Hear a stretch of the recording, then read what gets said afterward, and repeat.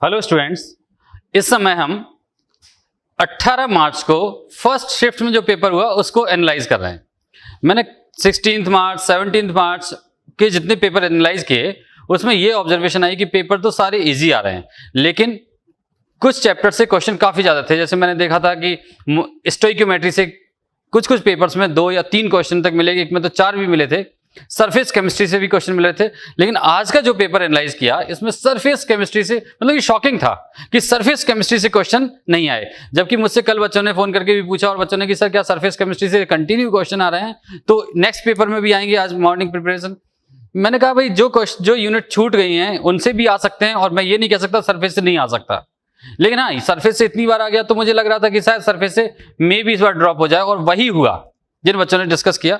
और शॉकिंग है ये मेरे लिए भी कि सरफेस से क्वेश्चन नहीं आया, जबकि बच्चों ने सरफेस को काफी ज्यादा पढ़ा भी, बोला कि सर बार बार क्वेश्चन सरफेस से मिल रहा है तो हम सरफेस को प्रिपेयर कर रहे हैं।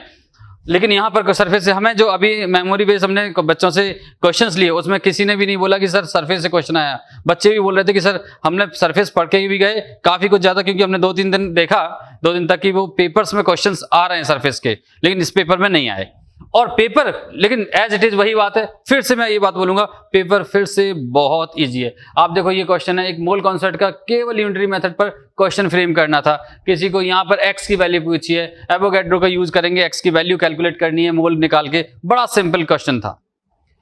क्वेश्चन ये भी बहुत आसान क्वेश्चन है, आपके सामने लिखा हुआ है, कुछ कहने के लिए नहीं है। एंगुलर नोट दे रखी है, रेडियल नोट दे रखी है, आपको पूछा था ऑर्बिटल कौन सा था, सब पढ़ते हैं, बड़े आसान से क्वेश्चन है।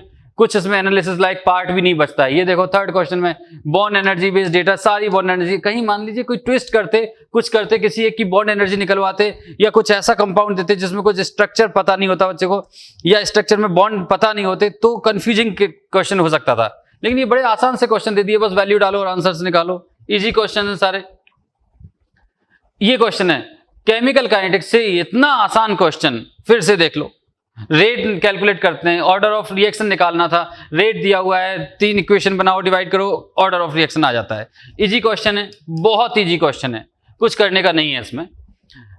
ये जरूर मैं इसको टिपिकल क्या बोलूं, अबव एवरेज कैटेगरी में रख देते हैं। अबव एवरेज, टिपिकल का मतलब बहुत होता है कि जिसे रेयर ही कोई बच्चा सॉल्व कर सके। बहुत बच्चे सॉल्व करके भी आए, बहुत बच्चे ने छोड़ दिया है। बच्चों ने छोड़ा क्यों, ये नहीं कि वो सॉल्व नहीं कर पाए, बोले सर इसमें 2-3 इक्वेशन दी थी, जैसा कि हमें बताया बच्चों ने, अब 2 थी या 3 थी सर, वो हमें लगा कि ऐड करनी पड़ेगी, सब्ट्रैक्ट करनी पड़ेगी, दैट्स व्हाई छोड़ दिया। मैंने कहा आपको लग रहा था कि क्वेश्चन नहीं कर पाओगे, बोले नहीं सर ऐसा बिल्कुल नहीं लग रहा था, हमने सोचा टाइम कंज्यूमिंग है तो छोड़ दिया। इसलिए मैंने इस क्वेश्चन को केवल ये बोला कि अबव एवरेज, टिपिकल भी नहीं बोल सकते, चलो अबव एवरेज बोल देते हैं इस क्वेश्चन को कि अबव एवरेज है, क्योंकि वो सिर्फ इसलिए छोड़ा गया कि क्वेश्चन में ज्यादा टाइम लग रहा है, या किसी कारण से बच्चे को लग रहा है कि मैं इस क्वेश्चन को छोड़ दूं, अगर एरर हो सकती है तो बस।